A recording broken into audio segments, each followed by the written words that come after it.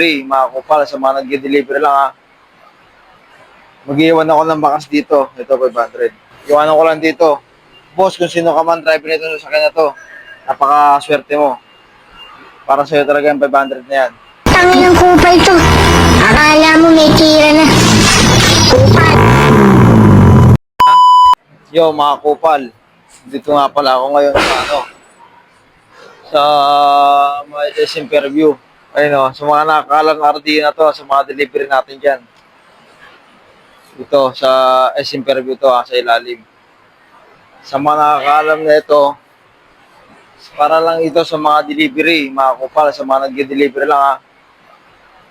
Mag-iwan ako ng bakas dito. Ito, 500. Ang dami na sakyan dito. Ito, mga L3, may truck, may forklift. Ito, may truck na kulay orange. May mili lang ako dito ng isang sasakyan kung saan ko ilalagay. Ito, napili ko itong sasakyan na ito eh.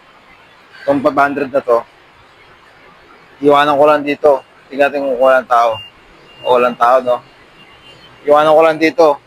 Boss, kung sino ka man driver nito sa sasakyan na to, napaka-swerte mo. Para sa'yo talaga yung 500 na yan. Kaya mga kupal, abangan na natin sa next na video kung sino yung makakuha nung ano na yun. Nilapag ko na 500. Abangan na lang natin. Nakakapagod talaga mag-deliver dito sa SM Fairview. Ang daming delivery.